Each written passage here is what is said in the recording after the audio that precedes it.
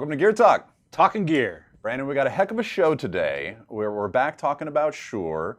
Most recently, we were in the conference room, meeting room space, array microphones, wireless microphones. We are sort of in that same technology group, but a whole different application here. Yes, definitely more of the professional wireless setting today. We've got two guests we're very excited about. We're going to be talking to Timo from Wavetool, new to the Shure family. Very happy to be talking to Timo. We're going to learn more about what Wavetool is as a piece of software and how it can help augment your Shure hardware wireless workbench setup. We've also got Matt Forgy from Shure, who is a market development specialist who is really focused on this pro wireless market. Matt's going to help us dive deep into Axient Digital PSM. We're going to be doing a range test today. We're going to be leaving the studio. We're going to be getting back on what we hope is the electrically charged and ready to go tandem bicycle. Longtime Geer Talk viewers might remember our previous excursions out on the tandem bike. So in real time, we're going to be testing the range of Axient Digital PSM, the new in-ear monitoring platform from Shure, and also you're going to have an AD1 on, I'm going to have an ADX1. We're going to be show linked. We're going to have all sorts of fun out on the streets of downtown Huntington Beach. So stay tuned for that. Last time we had a Shure guest in studio was Jen Liang. Shout out to Jen back in the holiday season. That was Jen talking to us about the AD600 Spectrum Manager. That was fun times. We're using an AD600 today. We are. We've got a lot of new things since we were last in this Axient Digital world, actually hot off the press. Just announced last week, this is the new array microphone, similar to what we were talking about last time, but this is the DCA 901, our first digital array mic tailored for that broadcast market. Looks a whole lot like an MXA 901 because it is.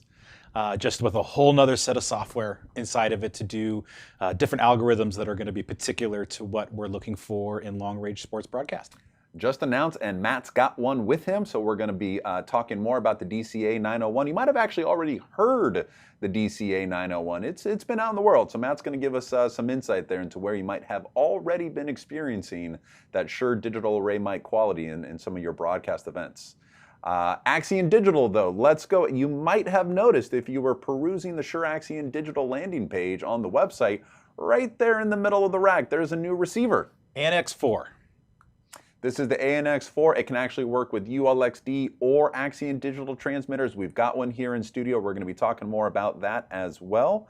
But I think we want to start getting into ADPSM. Man, this has been the big launch. There it is. Congrats to the marketing team for putting together such a dramatic image. This is the successor to PSM 1000. Brandon, you've been using PSM 1000 for over a decade. Years and years. Any engineer out there knows the PSM or P10 pack, whether they're using the P10R Plus or they're using P10R. This is the world standard for high quality in-ear.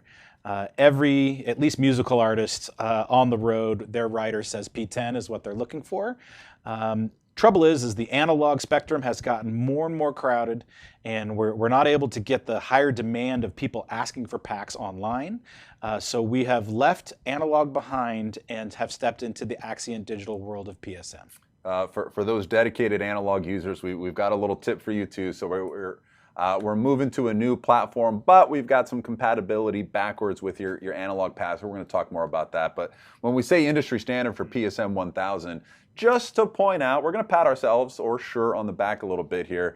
I went to the press release page of the Shure website and I sorted by in-ear monitoring. I mean, here's just some of the recent high-profile use cases for PSM 1000: Super Bowls, Academy Awards, Emmys, Grammys, Eurovision. I mean, globally, when we say this has been the standard, PSM 1000 has a long legacy as the trusted in-ear monitoring system for those live some big shoes events. to fill with a new product. Now, if you're coming to ADPSM from PSM 1000, there are still some things that are going to be similar, right? We've got an ADXR pack that is still a diversity receiver. Right. We've got an ADTD, Axient Digital Transmitter dual, so we've got a dual, but now we've got a quad as well. We've got a Dante-enabled transmitting. So now we can go in and out of the box, analog or Dante. Or AES, yes. There's a lot of digital upgrades when we come to ADPSM. Let's talk about audio quality. I think that's one thing we tend to skirt past in our effort to coordinate a bunch of channels, but the digital signal is better for a whole bunch of reasons, in addition to just being 10 years newer technology. Everything about the headphone amp, the 100 dB of separation for stereo field, and then the fact that it's taking digital allows that floor noise to drop way, way down, where it's become a very common piece of any analog transmitter that we've EQ'd for it, we've gotten comfortable listening to it. The digital world is going to feel very clean and almost sterile, and it's what it's supposed to be. And you can shape it and color it how you need, but the sonic quality coming out of the headphone jack is just probably 3 times that of the old jack. We're really excited about how ADPSM sounds. So for the engineer side, we're going to talk about frequency coordination and how to get channels on air. Just want to underscore again, this is now bringing our flagship PSM system into the Axient digital family. So that is an ADX device. It can be remotely controlled through the show link. We're going to be doing that in just a little bit. When we talk about moving to digital, we also mean in terms of spectrum efficiency, the type of carrier and how many we can fit in our spectrum. Like you said, out there in almost every major city in America, it's getting less and less available airspace. I mean, here's a snapshot of just some of what you're encountering out there. I mean, you're dealing with this one in your own Good luck in Chicago, right? With one TV channel available, you're only going to get a very limited number of transmitters online. So as our real estate continues to shrink, the tools we need to get razor sharp. And the analog world has got 3rd and 5th intermods and all kinds of other things that need to be considered that just go away pretty much in the digital space, that allows us to get a lot more channels online than we currently are. Shout out to the Shure marketing folks who made that red for all of the space you can't use. I mean, it really emotionally makes me feel concerned for the state of our RF spectrum availability.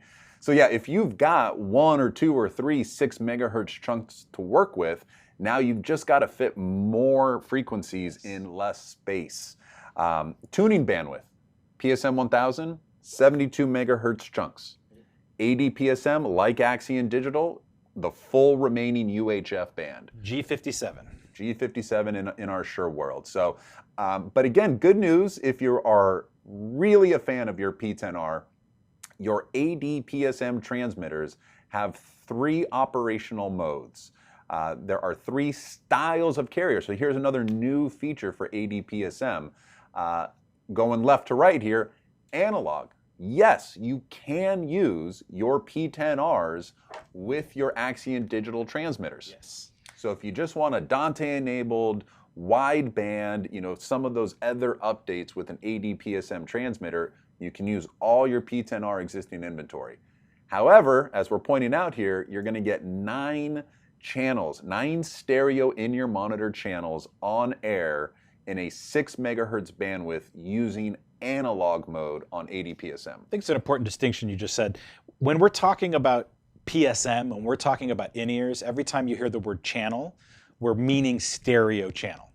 Every time we say channel and we're talking about a microphone, it's a monaural, you know, single channel of microphone in. So keep in mind, anytime that we're referring to the ADPSM and we say channel count, we're meaning full stereo channels. When we talk to Clearcom next month about party line channels, we mean one going either direction. Yes, so definition of terms, very important. We might get tripped up today. Matt's going to correct us later with anything we stumble on. Hope so. But if we're going back up, checking out our different styles of RF carriers here. So there's analog. Now there's digital in Axient Digital PSM. Now you can get up to 17 stereo channels on air in a 6 megahertz bandwidth. Same width, same topology as the Axient Digital microphone side that is using a digital mode. So that's the same 200 kilohertz window that we're already been operating in, and we can now coordinate everything all together inside of the same G57 window of availability. So if we're looking kind of left to right, that's almost like if you're thinking old UHFR to Axient Digital days, analog to digital. Correct. but there's something brand new on the right side here, what we're calling the digital 4-pack. This is WMAS mode. Okay, WMAS. There's a new term. New for us, new for Shure, new for our industry. Okay, this is the FCC has established a new regulatory framework, and I can feel people sort of, but I think it's important. Let's throw it up when we're talking about this, because this is the regulations. This is what these are the rules of the road. This is the ETSI EN 300 422. Too many letters, not enough words, or too many words, not enough pictures, please. Thank you. Yep. I don't. If you're curious, you can dive deep into actually how the regulations are written. But the bottom line is, we as a manufacturer have to develop a system that can put up to, or at least three channels in 1 megahertz. Well, what we're doing, what Shure is doing, is 4 channels in what becomes an 800 kilohertz carrier. Yep. So take a look one more time there. So that is what, when we say a WMAS, what you're going to see inside of the ADPSM workflow is a wideband option. This is what we mean. Wideband equals 800 kilohertz, 4 stereo channels. Yes, and the technology's been around us as far as mankind and in our major cities for quite a while now, but it wasn't made available to wireless mics. And as we've continued to shake our fist in the air and complain that everybody wants wireless for their television shows, their award shows, their conferencing, you name it, we have to be given some place to operate. And so the arrangement was made that this technology was made available, but with very loose guidelines. So different manufacturers are approaching this technology in different ways. We won't speak to the others, but we will really focus on the efficiencies that Shure has found in really trying to be a good steward of the airwaves, and really making sure that they're as spectrally as efficient as possible is really their goal. And bottom line, this is what it means for you, right? You've got to get a bunch of channels on air. In analog, you were getting 9 and 6 megahertz. If you move to digital, it's 17. Now, if you're going to use a wideband carrier, you got to think of your quad. Right? This is how we talk about these things. So we're learning some new language here, but a quad transmitter is able to broadcast 4 of something. Now, the top example there is 4 narrowband. What we would think of as traditional 1 carrier equals 1 stereo channel. Well, but it can broadcast 4 of something. What if you have it broadcast 4 wideband, or these WMAS enabled carriers that are each 4 stereo channels? Well, now my ADTQ can do 4 4-packs, or 16 stereo channels. That's from the hardware perspective, but let's look at it in terms of spectrum allocation. So again, traditional, each carrier here represents 1 stereo in your monitor channel, and this is digital, so we're spacing them 350 kilohertz apart. Bottom line, we get to 17. 17 is the number here. Narrowband equals 17. Using the wideband 4-pack style of carrier, now I can get up to 7 4-packs, or 28 stereo in-ear monitor channels in a 6 megahertz chunk. That's the takeaway, 28. And just such a massive improvement when you look at what we were using with P10, where we were fighting to get 7 or 8 in that same window. Now we're getting 28. It's a beautiful day for engineers all over. And you just might need to. If you are limited, you've got 6 or 12 megahertz to work with. You also got wireless mics. Now you have a method of getting more and more in-ear monitor channels in that spectrum. So that is one of the brand new groundbreaking features of ADPSM. There's also spatial diversity. Right, and this has long been a problem with the analog circuitry. If we were to point 2 antennas into the same zone of coverage, because we didn't feel like one antenna was getting it done, in the analog world it was destructive. There would be hot spots and cold spots, and you'd really have to manage very gently how you pointed these things to get them to not be so destructive to the signal on stage. This allows us to take the same information, the same carrier, both a left and right, in this example of red, and left and right in blue. And we all know that when you mix red and blue, you get purple. More importantly, I think that's about as much as we can use. The Prince estate, please. yeah, don't call. If you're watching, thanks for tuning into Geer Talk, first of all. Talking gear. And that was with love. Yes. But as you can see, both of the diversity antennas are listening to both red and blue. And the way we're able to do this now in the digital space is we've offset the data ever so slightly so that the pack isn't actually seeing a pure redundancy of what's coming in. It's seeing a slightly shifted redundancy that it's able to compensate and sort of recongeal inside the pack. The pack's gotten smarter. We've been able to have 2 transmission antennas. This has given us far more range, and it's given us far better coverage as far as dealing with obstacles and people walking in front of antennas and such that could happen on a stage. Let's check that out one more time, because this takes my brain some time to get used to. Okay, so both red and blue equal left and right audio of the same audio information. Correct. Okay. On the same frequency. Correct. So it is just a difference of ones and zeros. Yeah, imagine your string starts with a 1, the first string starts with a 1, and the second string starts with a 0, and then from there everything goes out even. But because they're ever so slightly offset, when both pieces of information arrive at the same time and space on the receiver, we don't get a destructive effect, we're getting a constructive effect. So both antennas on my ADXR are listening to both broadcasts yes. Of that same, because they're tuned to the same frequency, so they're getting both data streams, listening to both. The bottom line is more reliable coverage through that critical zone. Yep. Or what we're doing later today is offsetting our antenna to have spatial diversity help us maximize coverage. Yeah, it's another one of the problems long term is that if you had a parade route or something where you needed to set up PSM in a line, you needed to point the antennas so that they barely overlapped. And so as your artist or float or whatever would go down, they'd be in coverage, and then slightly out of coverage, back in coverage, slightly out of coverage, etc.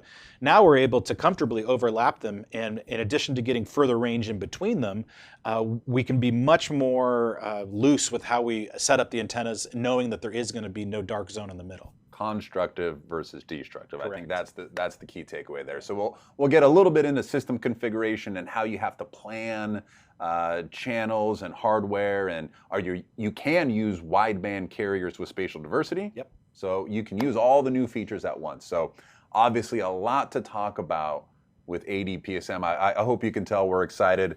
We're probably a little anxious because we're going to be putting this to the test in a sec here, but there's a whole other exciting new area of Shure, which is the integration of Wavetool into the Shure workflow.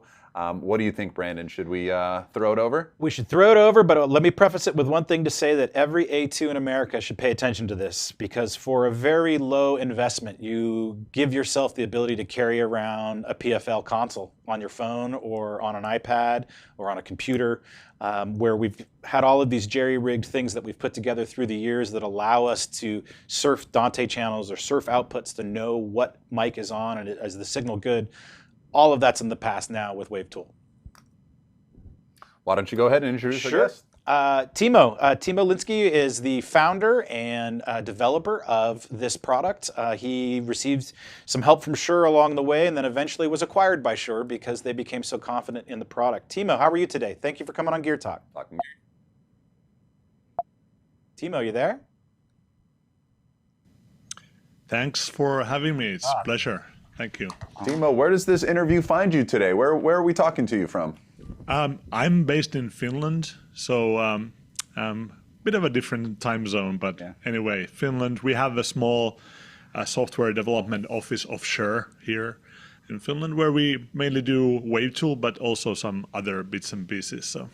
Well, I think you take the award for the Geer Talk furthest guest interview away from our headquarters here in sunny Southern California. So thank you for accommodating us and joining us in what I assume is the early evening your time. So we're excited to learn more about Wavetool. Can you tell us a little bit about you and your background and how Wavetool got started? Absolutely. So I have a long background in pro audio. Different roles really, but I used to work as a system tech, so I designed and tuned large-scale PA systems for almost 20 years. I did a lot of installation planning and tuning and also, but the main my main career was on tours. So I was touring with different international bands all over the world as a system tech. So front of house system tech, again taking care of the PA for these like arena shows or whatever that we did, different artists, and then at some point I started a company, a software company with a bunch of other guys, and actually we were doing one theater installation where we were involved heavily in not just PA but also for all the other bits and pieces, and that is where Wavetool, now I'm going to talk about Wavetool. So Wavetool idea came from. We saw that there's kind of something missing, especially for theater and broadcast applications where the front of house mixing console might be obviously in the house, but at the stage end there was no way to listen and monitor audio channels. And we started a company that started doing Wavetool, and then that got into the point where Shure invested into this company 2020, and then 23 October Shure acquired rest of the shares. So now we work for Shure, and then Wavetool is 100% Shure software.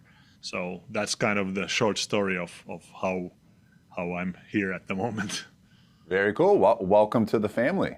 Thank you. Can you tell us a little more about how Wavetool solved that problem, giving the person on the side of the stage the ability to more accurately monitor or monitor at all the channels on air? Yeah. So I mentioned we were doing a theater installation project, and then the users on that theater were complaining that they had on stage left side, they have the racks and stacks. They have everything like radio systems and what have they. And then they said, but the entrance to the stage was on the opposite side, stage right side. So when they were handing over the bell packs and handhelds to the actors, because they didn't have a monitor console there. This is typical for theater. They don't have that. So they were just guessing if the audio works. They could, of course, see from Wireless Workbench that the RF is fine, but they couldn't listen to the audio. So we thought like, maybe we could do a software that you could actually listen to the audio, and not just in one place, but be mobile while doing that. And at the same time, how cool it is if you could monitor the RF levels of battery life within that same application. Plus, maybe you could communicate with the team what's happening. So we wanted to really offer one tool for the A2s and A3s on stage that don't necessarily have a tool for monitoring and listening audio. And then we started kind of investigating what are the solutions that, for example, Broadway theaters use. And we found out that, for example, big companies like Mask Sound or Sound Associates, they had like bunch of workarounds. They didn't have a product. They would have maybe a muddy listening for audio, and then they would have some text chat someone programmed, and then they had maybe a Wireless Workbench or some other software showing the RF levels. But even with that, they couldn't be mobile, so they didn't have a tablet or phone version where you can actually move about the stage and while you distribute the microphones. So that was kind of where we how are you saw the need. Ingesting the audio? Is this all Dante traffic that we're tapping into subscriptions and listening to? That's like this is a good question, because first, like we thought when we started developing Wavetool, like should it be Dante only? Like why? Because then what if the user use AVB, or if they use MUDI for the audio? So we decided that it's not tied to Dante. At the moment, I would say my guess would be that 80% of Wavetool users do use Dante as this audio source, and they use, for example, Dante Virtual Sound Card or some Dante USB interface to get the audio into the Mac computer. But there's, as Mac offers also an aggregate device, so you can do an audio input device out of multiple devices. It's not just for wireless microphones, because then you can do, let's say you have a console that uses MIDI and your radio system is outputting Dante, you can actually do an aggregate device, use that as your input device for Wavetool and get MIDI from this direction and Dante from this direction and get all those inputs, 128 inputs into Wavetool, and then listen any of the channels. So can you take us through the signal flow from top to bottom? Yes, I don't have actually a graph here, what I'm doing. And there's so many ways to do this. So there's not only one correct way, but I can actually, if I open up Wavetool, so let me share my screen.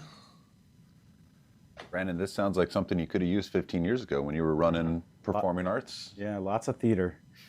I mean, the early, A2s today, I agree with you. There is no great system for showing it. We see lots of Dante breakout boxes to analog. We now even see people bringing extra AD4Q receivers on stage and just using it as a Dante headphone amp because they've got the ability to scroll through every channel. But as you pointed out, all of that's fixed to the rack, and you need to be standing right by it and hope, I guess that's where your actor's entering. It doesn't have a lot of flexibility as to where you can locate yourself. That is true. So if I launch Wavetool, the first thing it does is actually it asks your audio input and output device. Here, I can select anything that my Mac sees. For example, I have my option is Dante Virtual Sound Card, or I happen to have a 2-channel USB pre on my table. But in this case, I'm using an aggregate device. So I have already done something out of 2 virtual sound cards. The other one is Dante Virtual Sound Card, and the other one is something called Loopback. So I'm able to get audio into my Wavetool from 2 different directions. It could be like, MuddyFace USB could be or aggregate device out of MuddyFace, USB, and Dante Virtual Sound Card, for example. So there's different ways to get audio in, depends on your system, but the power of Wavetool is that it usually fits your existing system. You don't necessarily need to purchase more hardware. It can be that your existing hardware already is supported because it's not tied only to Dante. And then the same for the listening device. So when you send out when you touch a channel in Wavetool and the output goes out from the software, you can choose where it goes. So it can be, again, a separate device. In this case, I'm sending to this Zoom meeting so that you guys are able to hear what I'm soloing in Wavetool, but I could again send it back to, for example, Dante network. So I could send it to ADQ receiver and use the headphone output if I want to. Or there's some 2-channel Dante headphone amplifiers available, which are really useful because they can send it wherever, and then maybe it's a PoE, so you can actually power that amplifier with a network switch. So it's easy to cable this 2-channel Dante headphone amplifier. But now I'm going to send it to another, just a virtual cable that sends it to the Zoom meeting. Okay. And I'm going to launch a pre-made file to save some time here. So Wavetool looks like this. This is a pre-made file. You can already see that there's some audio coming in. So I'm playing back some audio tracks from a digital audio workstation that is sending the signals to this loopback sound card, a virtual sound card. And then additionally, I'm sending, I have some AD receivers connected to Wavetool, as well as ULXD receivers, and then I'm sending audio also from those receivers directly into Wavetool computer. The basic idea of listening audio is really simple. On the upper left corner, there's 3 different tools. The first one is soloing a channel. So whenever I hit the channel, for example, snare and kick drum and hi-hat, I'm soloing these channels, and solo clear clears the solo. So that's kind of simple. The next tool here opens up a timeline of single channel. For example, here the channel 25 Oliver is actually my AD2 transmitter. So if I solo this channel and put a wave from my SM7, now you're actually listening to me through Wavetool, so I'm talking to the AD2 instead of SM7B. So on this channel, I have some more information which can be shown with the timeline, but also in this channel, you are able to see that as it's linked to the Axient digital receiver. In this point, I want to just mention that there's kind of 2 different things in Wavetool in order to get information in. So there's the audio, which can be, as we already discussed, pretty much anything. But additionally, if you want to get RF levels, battery life, and some other information from wireless receivers, you have to have a network connection to the receivers. With Shure receivers, if you are in the same subnet, just like with Wireless Workbench, a Wavetool will automatically discover these devices. Wavetool does support also non-Shure wireless receivers, and in this case you need to manually type in the IP addresses of the receivers for the discovery of the channels. But in this case, I have already linked audio from the wireless receiver and the wireless receiver control data to this channel. It shows me that I have 4 hours 35 minutes left of the battery, and the orange trace right here is actually the top RF level. So if I hide the microphone behind my back, and you can see that the orange trace drops a bit. So that's my top RF level of antenna A and B. And then I also have the quality level of Axient digital channel here. So these 5 purple bars is my quality. And then if I want to get more information about this channel, I will use this tool in the center to open up a 5-minute timeline. Wow, on this timeline, 5 minutes, that's pretty handy. Yeah, at the moment it's 5 minutes. We actually, there's a feature that uses a bit of a memory. And when we designed this, computers usually had 4 to 8 gigabytes of memory. Now, if you go to a shop and buy a new Mac Mini or whatever Mac computer, it rarely comes less than 16 gigabytes of memory. So in the future, this 5 minutes might go even longer and longer and longer, because we will then be able to use more memory as the computer gets, memory gets bigger. And that's available per channel. Yes, you can open up one timeline at a time. And the reason for this is that obviously you see some additional information on this screen. So you have the actor or player image.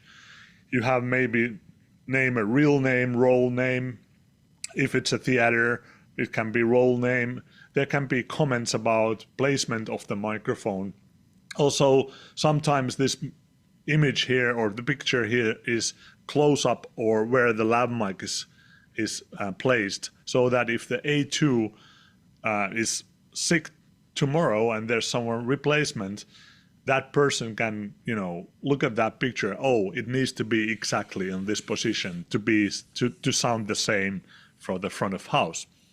And so up here we have information about the actor or the player or the microphone itself. And down here we have a 5-minute timeline showing us antenna A and B, or if it's a quadversity, C and D as well. And then the quality. And in this point, 2.5 minutes ago, when I hide the microphone behind my back, you can see that antenna A and B dropped quite a bit. Also, the quality went down a bit. Timo? Cool.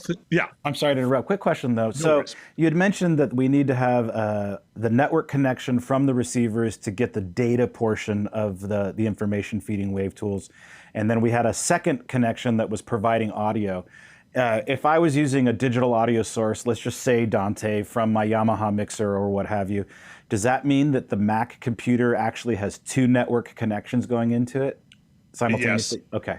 Yeah. The control could be just 100 meg connection. The Dante would always need to be 1 gig port. So if you have, let's say you have a Mac Mini, there's a built-in Ethernet port. So that's 1 gigabyte at least. So that should be used for Dante. And then additionally, you could use any adapter like USB to Ethernet adapter for the control, because it's not, there's just some kilobytes per second going on that. So this can be done also with the And stop me if I'm getting ahead, but now we've got our Mac Mini double connected with audio and with data. I've seen in the marketing literature, there's folks walking around with a wireless iPad. Are they connecting to? Are we using the Mac Mini as its own broadcast point to connect to, or how does that last handshake take place? Yeah. So I'll soon show also the iPad version of Wavetool as well. But basically, it goes so that if you have a iOS device, either iPhone or iPad, and if you download from App Store, you download Wavetool Mobile Remote free of charge, and then if you have Wavetool computer running, if you get the iOS device into the same subnet, meaning the control network, if you get it to the same subnet, either with a cable or with a wireless connection, you'll be able to use that iPad or iPhone and also stream the audio over that network. So the usual, typical case is that on theater, there's a receivers on stage left side, then there's a computer and table with all the belt packs and microphones and so on, and then they have the computer. They have just a wired connection to a wireless access point, 2.4/5G access point, and then they connect their mobile device, iOS device, to that access point. There's a Bonjour protocol that takes care of the communication. So when they see the same, if it's in the same subnet and it sees Wavetool, it will automatically connect and send all this data into iPhone or iPad. And then you're able to stream the audio from the Wavetool server computer to this mobile remote. That's a third network connection to the Mac Mini that's now attaching to the wireless access point? Yeah, but usually it's the same control network. So there would be 2 networks, audio network and then control network. Okay. And usually it's like you would probably have a small switch and then cable going to the wireless devices or wireless receivers, and 1 cable going to the wireless router or access point. Yeah. And Timo, just to ask an obvious question here, this is a monitoring tool, right? Because I see ADX1Ms here, and obviously in Wireless Workbench, which we're going to talk a little bit more about today with Matt Forgey here in studio. I'm not making any changes to my ADX transmitters through Wavetool, correct? No, this is correct. So Wireless Workbench is like sometimes people think like, what is the difference between wireless workbench and Wavetool? And they are for totally different applications. Like wireless workbench, as the name says, it's for wireless microphones, and it's the frequency coordination and the management tool. Whereas Wavetool is, as you said, monitoring, and I usually use the word listening because it, tells that you can actually listen to any audio channel that gets into Wavetool. So it's a listening tool that you can, during the show, listen and verify that the microphones are actually working. Yeah, your A2 can wire somebody up and listen to it before they send them out on stage, without having to bother anybody else at front of house or requiring any additional PFL bus. It's all right there in front of them. Exactly. And for example, if you have a concert hall, you have a big orchestra with 100 microphones. With Wavetool, the user can just go to the orchestra pit and tap through the microphones and listen one by one with Wavetool without talking to the front of house or monitor engineer. So it just helps that person to be confident that actually the audio works and the patch is correct. And during the show, if something breaks, then it's much easier to walk to that person with your iPad, listen to the microphone, oh, it's broken, and then fix. Maybe there's a cable loose or connector loose, whatever you do, and then listen from Wavetool that it actually works before you communicate with chat or with your radio saying, hey, we're back in main, this is already working, so you can open it up to the house. And I know you sort of just pulled that example out, 100 person orchestra, but just is there a maximum number of channels Wavetool can ingest and listen monitor through to? At the moment, the limitation is 128 channels. Oh, so that. Okay, all right. Yeah, and you get a few. The same thing same as with the memory, which I'm going to show you soon, where we use the memory, is the fact that computers are getting much faster. So would we in the future make that maximum channel count bigger? Absolutely. Like why not? It's just because of the limitation of the computers. But as computers get faster, memory gets bigger, then we'll obviously adjust accordingly. And if we're looking at data, we're listening to audio, am I wrong to assume that we can also monitor a PSM pack, what we're sending to somebody, rather than what we're receiving from somebody? At the moment, like with ADPSM, it's pretty much the first system that you have two-way communication. So the classic, like the old, let's say PSM 1000, you had the transmitter on off stage, and then you have the receiver at the artist end, so on stage. And unfortunately, the transmitter doesn't know about the RF levels and battery life on traditional in-ear monitoring. However, ADPSM is different because then you actually know about these values also if you have the show link that gets that information to you.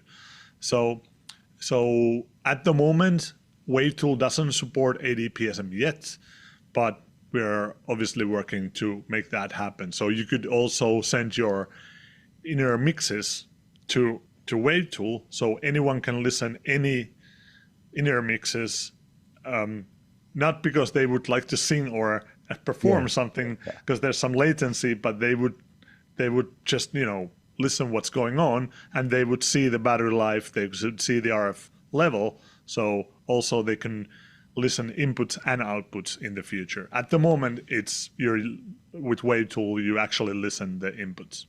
Great. Of course, already you can send Dante mixes to Wavetool if you want to, but it just doesn't show the RF and battery level of the in-ear receivers. So at this exact moment, pop over to your Wireless Workbench mobile application, check your ADXR, RF and quality meter levels, and then pop back over to Wavetool. So a little bit of app swapping over there. We'll have you back on Geer Talk. Talking gear. When we have that feature enabled.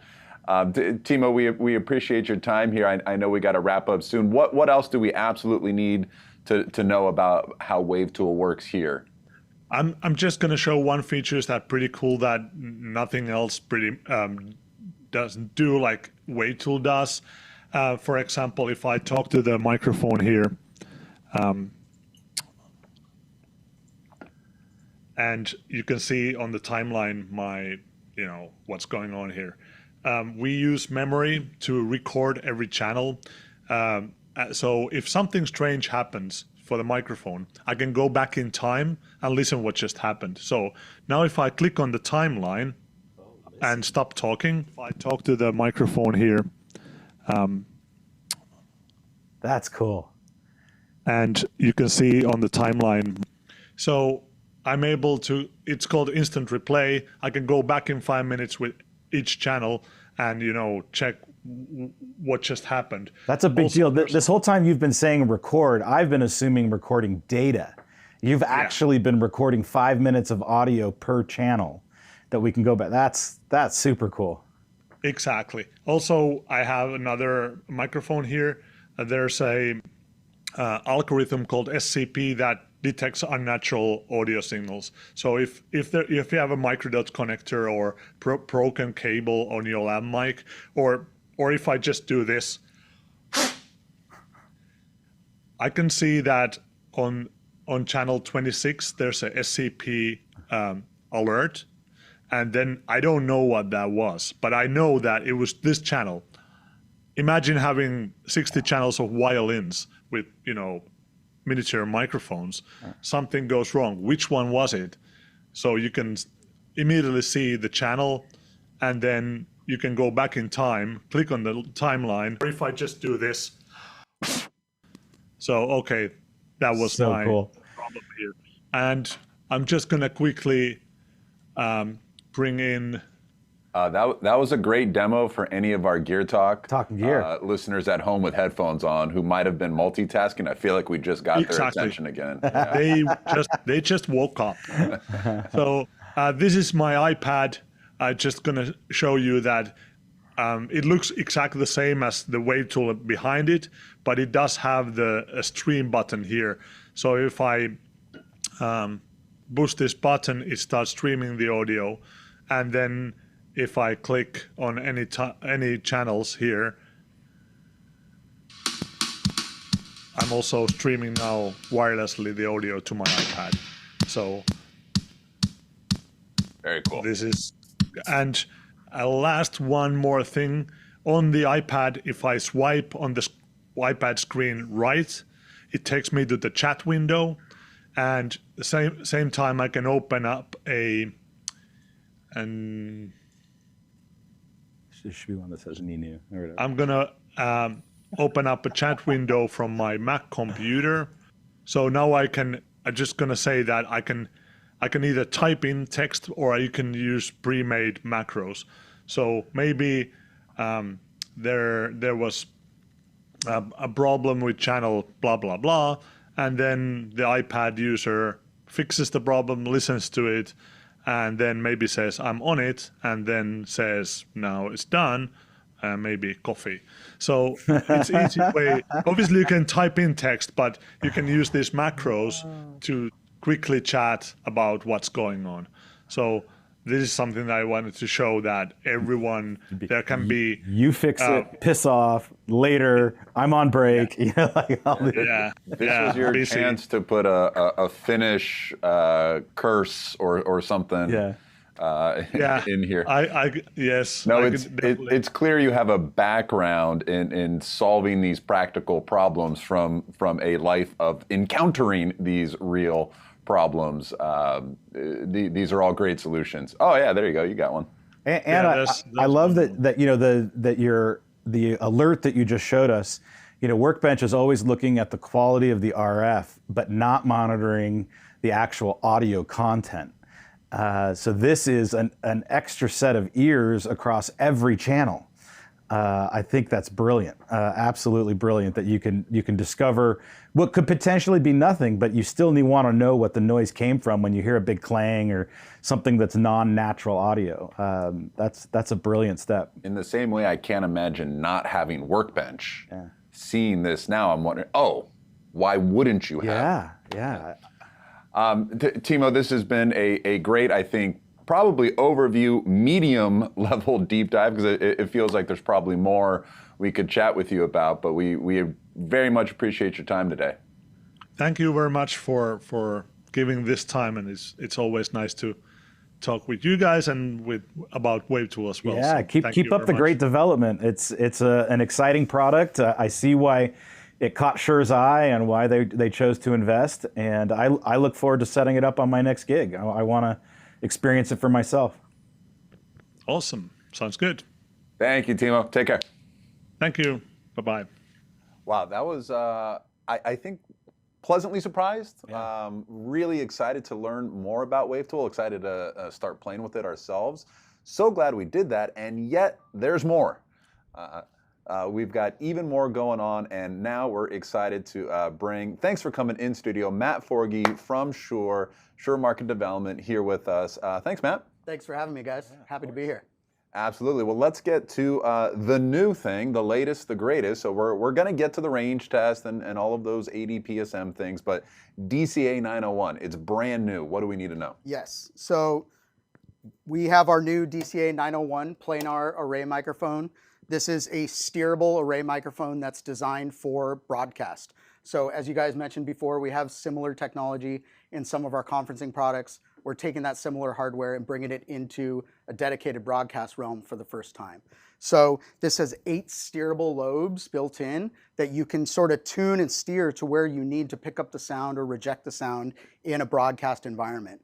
Now, it has those 8 lobes that I mentioned. You can get direct outs from each one of those lobes, but it also has a mono auto mix and a stereo auto mix as well, and a PFL. So 12 total channels of Dante over PoE, controllable via the web GUI that we're going to show you here in a second. So really, really cool technology that we have here for the first time in the broadcast world.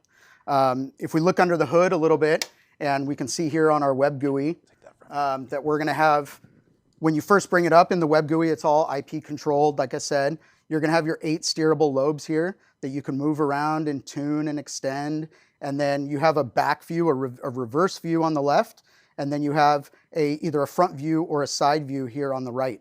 And really the purpose of this is to place them around, in a sports environment, a broadcast environment, strategically place these microphones in a way that you can pick up the sound that we've never been able to do before with traditional parabolic mics or shotgun mics or anything like that. So really, really cool technology. We're just starting to scratch the surface on what we can do with this, and the possibilities are endless. And just to look back at the control, yes. So just so I get my, a little sneak preview there.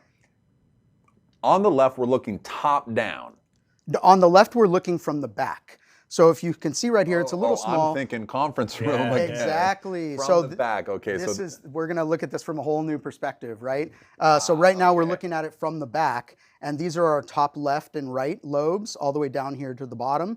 And then from the right side over here is either our front or side view. So from the side view, for instance, we can take these and move the elevation down of our top lobes, right? Or take our bottom lobes and move them up. And so it's a 2-foot grid? Is that what I'm looking for, spacing-wise? Yeah, exactly. So there's a lot of different ways that you can tune this. You can delete the lobes. You can add more. It's up to 8.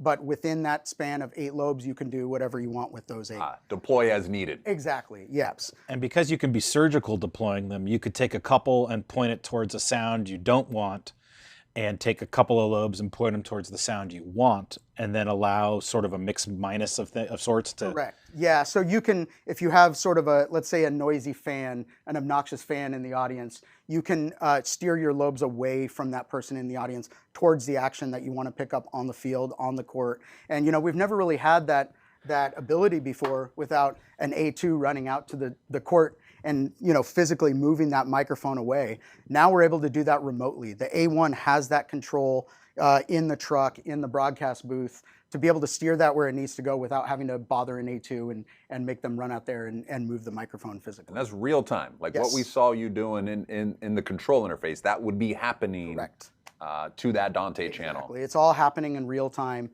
We've done a lot of great testing, in stadiums and in reality show situations over an audience as an AR mic. And all of that real-time control is really, really cool and great to have, when you're in that live environment. Let's be honest, we've probably heard DCA 901 already. We might just not have known it. Yes. But it's been out in the world. It's been used in events. Absolutely. We've been doing beta testing for a good amount of time, at least a few months now, with some top A1s and broadcast mixers in town. And the results have been pretty spectacular. We've done some fights, we've done some baseball, we've done some reality shows. And like I said, the possibilities are endless. We're really just starting to scratch the surface on what we can do with this technology. Matt, we so appreciate you bringing it here. What good timing. Absolutely. Because it was just announced. Here it is. We've got it. More to come on the DCA 901. Coming back to Axient Digital world, let's talk real quick about ANX4. Yes. Because that was right in the middle of the rack, and it's an Axient Digital receiver, and then we went on to all these crazy new features with ADPSM, but I think there's some things worth mentioning about ANX4. Absolutely. So ANX4 is our new high-tier digital scalable wireless receiver that can do up to 16 channels of Axient Digital or 24 channels of ULXD in one RU of rack space. I think we've got one here, so we'll take a look at our rack here in studio. So we've got kind of one of everything. Now up at the top there is an ANX4. If we just kind of stay right here, I'll try to block some glare. Yeah, let me. Now that looks like a 4-channel receiver. It's got 4 in the part number, but you said 16 Axient Digital mics. What am I missing?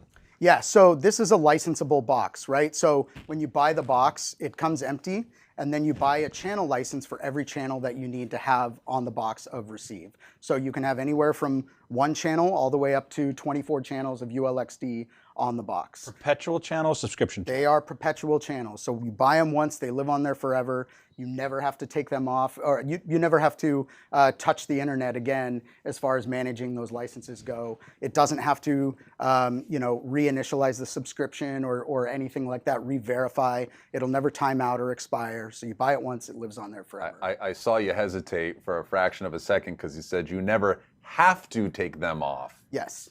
But you can. But you absolutely can. Okay, so now that's a different workflow. So I buy a box, it does nothing until I buy a channel license. Yes. I can throw the license on and walk away and never touch it again. Yep. Or you can manage those licenses between a whole inventory of ANX4s. So if you're a rental house that owns multiple pieces of hardware, you can take those licenses and move them between units as needed based on the needs for your show. Wow, so I enable or I get them connected to my Shure Cloud. Correct. Now I can push and pull licenses as I see fit. Correct. And you mentioned Shure Cloud. This is our first pro audio product that is cloud enabled, that is on the cloud. So if you're in our conferencing space, you're probably familiar with Shure Cloud and that workflow. We're now taking that and utilizing it on our pro audio products as much as we can. So this is cloud enabled, like you said. Those licenses are going to be managed through your Shure Cloud account, and that's where you will put the licenses on and take them off the unit and manage them as needed, based on your inventory needs. Same process as ADPSM? Yes, exactly the same process. Yep. So we've got channel licensing with ANX4 and channel licensing with ADPSM. Now I get some channels out of ADPSM when I buy the box. Right, yes. How does channel licensing work in that ADPSM context? As far as for ADPSM or for what ANX4? Does it get me in ADPSM? In ADPSM, like you said, if you have a quad receiver, a quad transmitter, it's going to come with 4 stereo channels. But now with this new channel license expansion that we've done starting this month, you can do up to 16 channels of stereo transmit on 1 RU.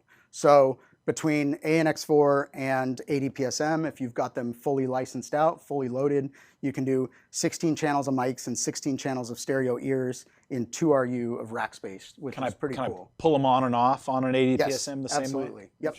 Now this is back to your important note, Brandon.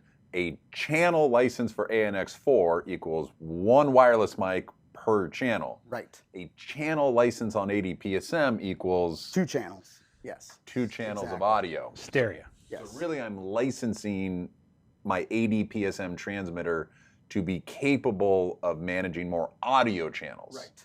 Exactly. But the radios in the box are what they are. The radios are what they are. Yeah, you're not getting more or less radios per se. You're getting more channels that you can access those radios in different ways that you couldn't before. Okay, so I think if we're getting our heads in ADPSM world, we were just chatting about how we can do analog, digital narrowband, digital wideband, or the 4-pack. Right.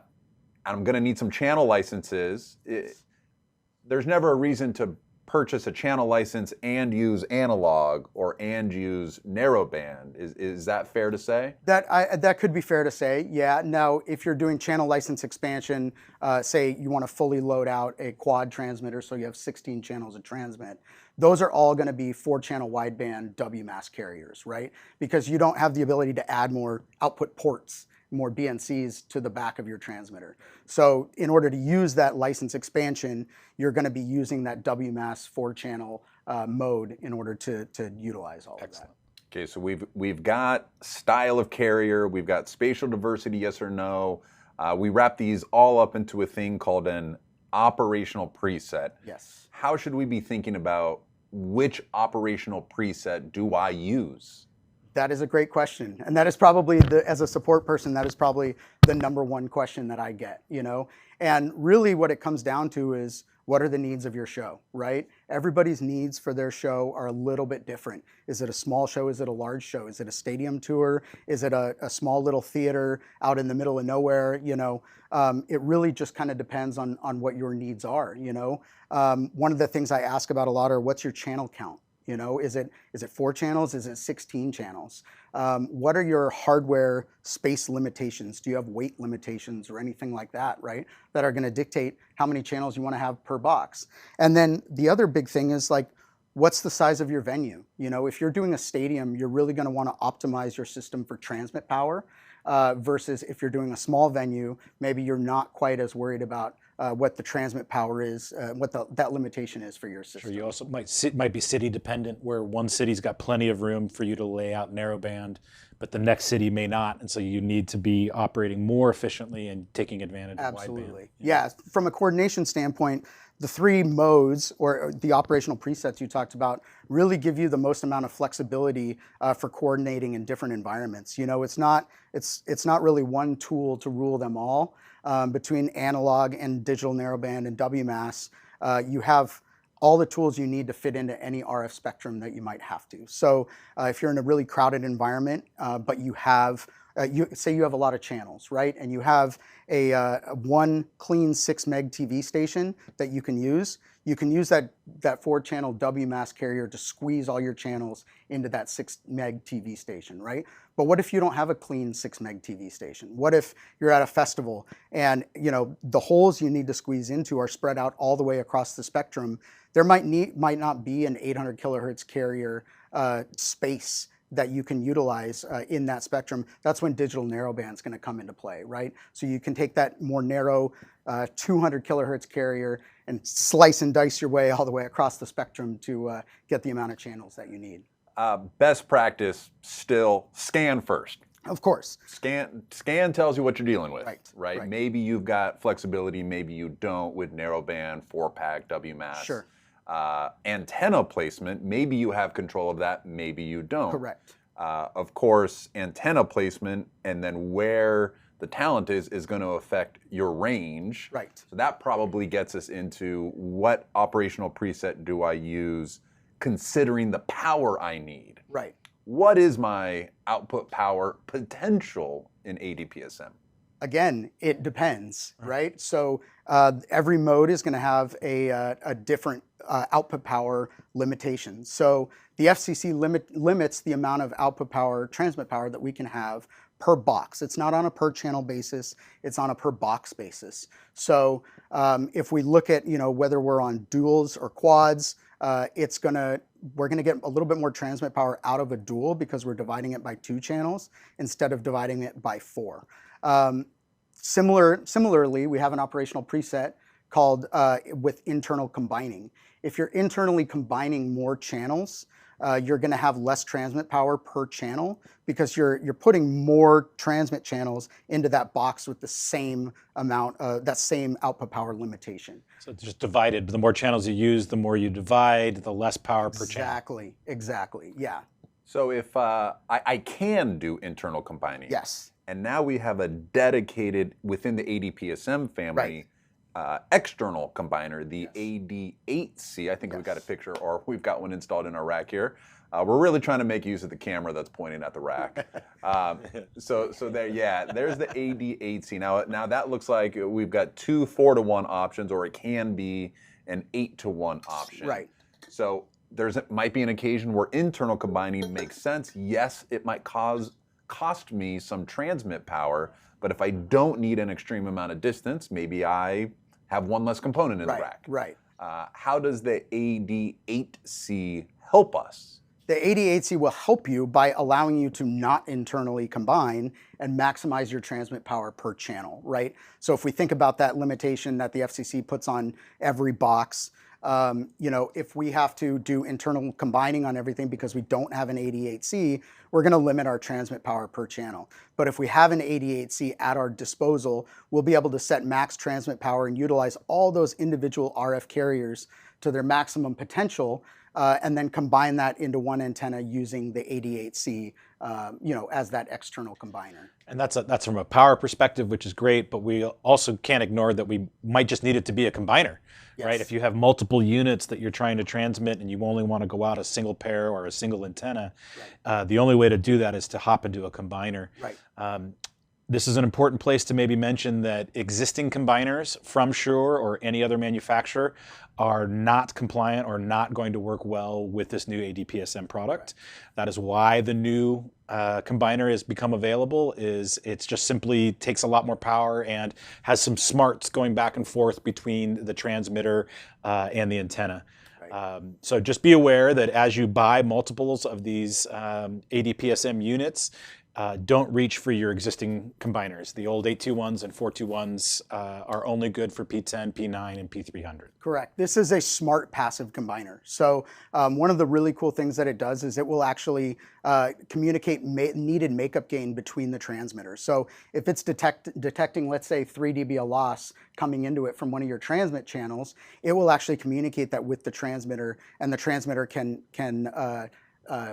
bump up its gain accordingly, right? So the gain that you're getting out of your combiner will be the same as the gain that you're transmitting outside of your transmitter. And we didn't have that previously, capability. And just does it automatically. Correct, yeah. Perfect. It will automatically communicate back and forth so that we're able to maximize the transmit power through our entire workflow. Great. This system is trying to give you as much gain as possible, Correct. if at all possible. Yes, absolutely. Let's start talking about what we're going to do today. So we're going to head outside in just a sec. Now, we've got another rack outside. I'm going to show us that in a second here. But what are the things we pay attention to as someone is getting far away from our transmit or receive antennas? What are the levels? What are the data you're looking at? Obviously, I'm looking at RF levels, right? So your A and B diversity antennas are one of the things you're going to look at the most. And a huge advantage of our new ADPSM is its ability to be ShowLink remote controlled, right? That new belt pack, for the first time, we have ShowLink remote control and monitoring on our inner pack, which we didn't have on our P10s. Matt, go ahead and grab the ShowLink right next to you there, just so we remind everybody what we're talking about. So here is our AD610. Now we've got one here in studio. Let's take a look one more time at the rack. You see our AD4D. There's Brandon and I's channels. So on the front panel, we've got our RF signal and our audio meter, and then over on the screen, there's the Q meter, the quality meter. How does that play? And now I get quality from all of my ADX endpoints, correct? Correct, yeah. So the Q meter is a really, really useful thing where basically it's an algorithm that Shure has developed that takes into account not just your RF level, but the noise floor and all sorts of other things that are happening in your spectrum. And that's really going to give you the best indicator of what the actual quality is between your transmit and your receive, right? Because your A and B meters are your paddles, your antennas and everything are reading everything that's coming into the spectrum, not just that transmit signal itself. So there are instances where you could be seeing full RF, but you start getting dropouts and you'll notice that your quality meter is all the way down.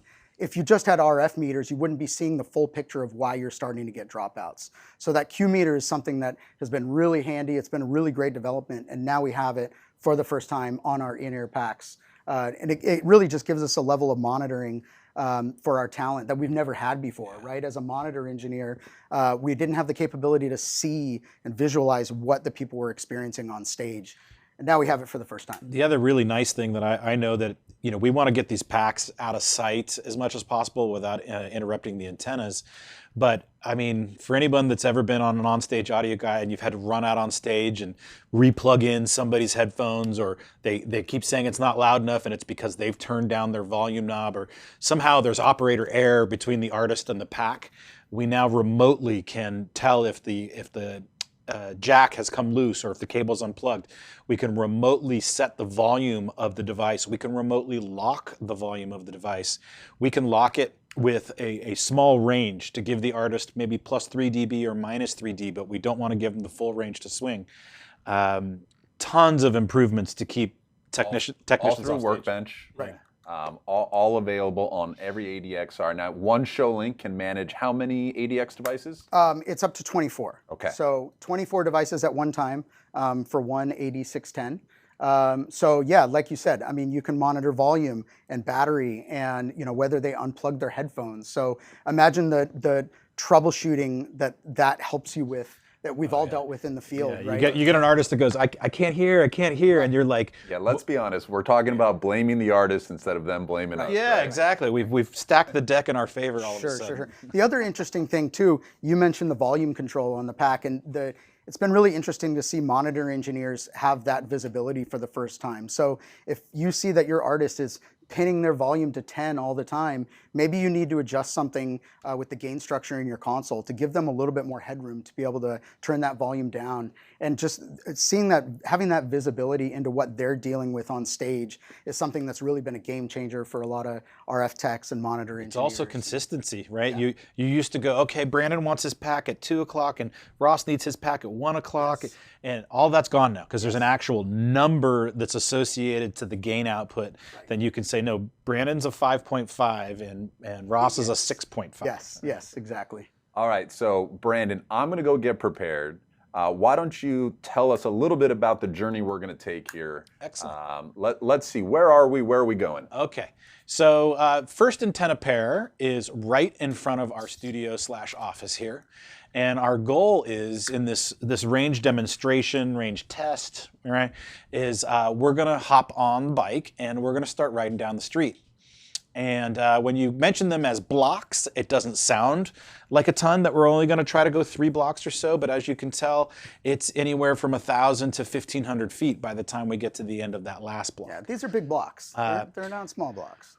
I don't know how big of a stage we're talking about when you would need that kind of a range, but we're going to go ahead and attempt it. And we're doing it with a couple of different technologies on our belt. We've got an AD1 on my hip, which is going to be operating at 35 milliwatt. We've got an ADX1 on Ross's hip that's going to be operating at 40 milliwatts. And then we're both wearing ADPSM that are being broadcast to in spatial diversity using some helicals popping down the street. So we've maximized our output power. We've using very directional antennas for both pickup and release. And I should also mention that the Axient digital microphone receivers are operating in quadversity. So we've got a pair of whip antennas that are real close to the rack, just right outside the door. And then we've got a couple of helicals that are pointing down the street.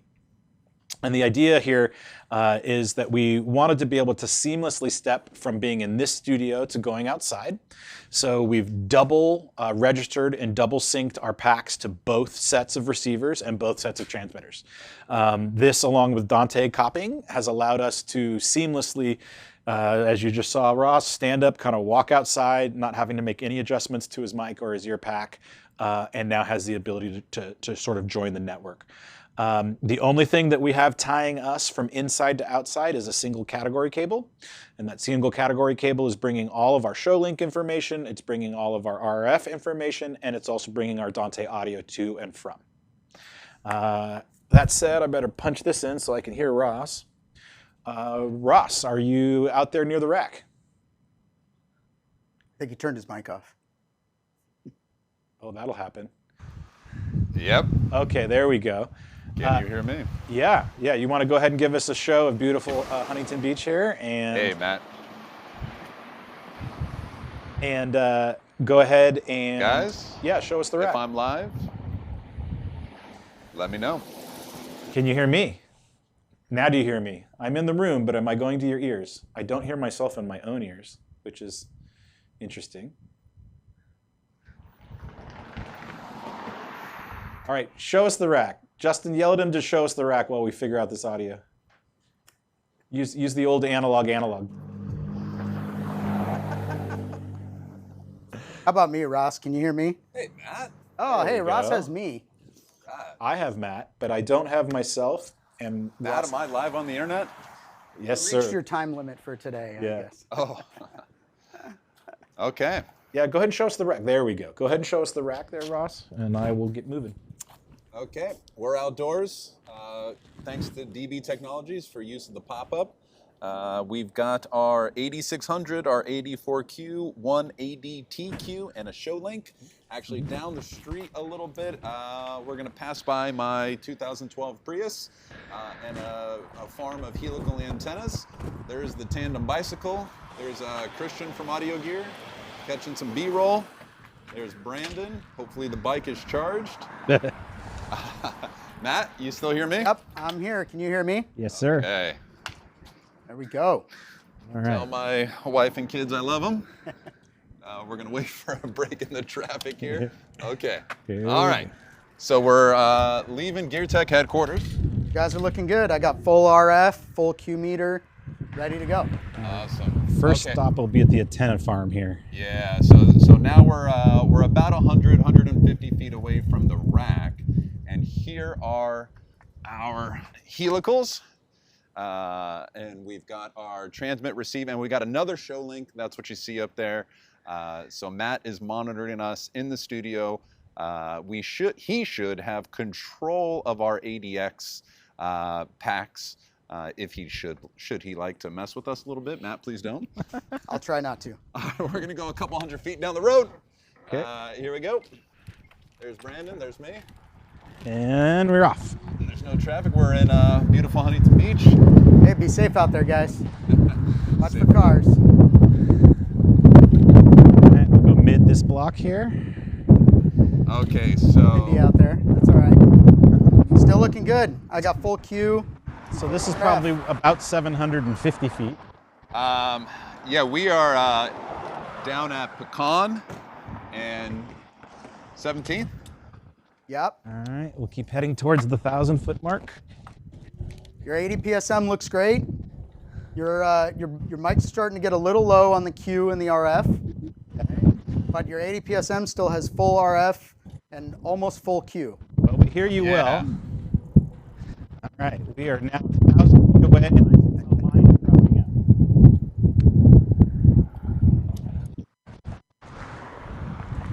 And can you guys hear me still? We might be right at about the limit of our range. No, we hear you fine now that we're heading back. Oh, okay. We made it to about 1,200 feet this time. 1,200 feet. Yeah. Okay. Last time I think we made it up to 15 with Not to Ross's mention all the mic. cars in the way and trees and things like that. And strange looks we're getting, of course. Okay. People can't tell if we're here to hurt Got them you or back not. now. Where would you say you are now? Maybe 750 feet? Now we're back at home base. Okay. Okay, that was a close one. Oh, the car got close? Don't die out there, guys. I think it got close to the selfie stick. All righty. It's a work phone. Be safe. Oh, jeez. We don't want any insurance claims or anything during a Shure demo. No, no. All right, we're coming back. Okay. Yeah, I don't know if this is covered under our insurance. Alan, if you're watching. We don't want to find out the hard way. Yeah. Yeah. How was riding a tandem bicycle a part of being an audio engineer? Well. And we're back. All righty.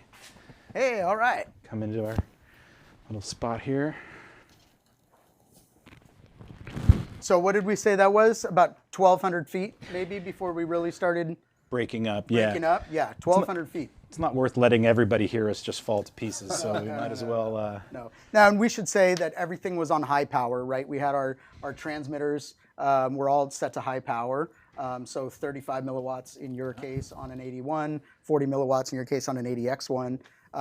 So that's obviously going to give you the maximum amount of range, if on your transmits. But pretty impressive, right? Very 1,200 impressive. feet.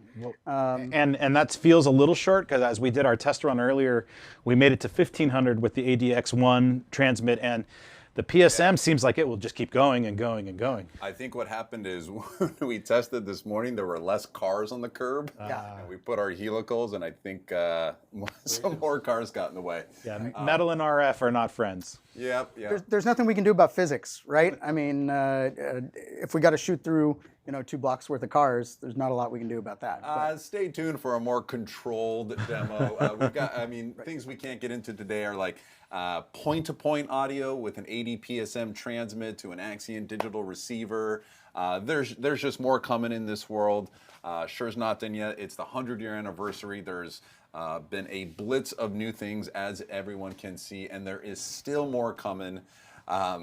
Matt, thank you so much. It's like 11 new products just this year alone, or something like that. At least. I mean, it's been a whirlwind to try and keep up with. But thank you guys so much for your support and for having me today. This has been really fun. Appreciate you being here. Looking forward to doing the next one. I'm sure there's wireless workbench coming. I'm sure there's wireless workbench mobile. We got all kinds of stuff. So stay tuned. Thank you for joining us on Geer Talk. Talking gear. We'll see you next time. All right.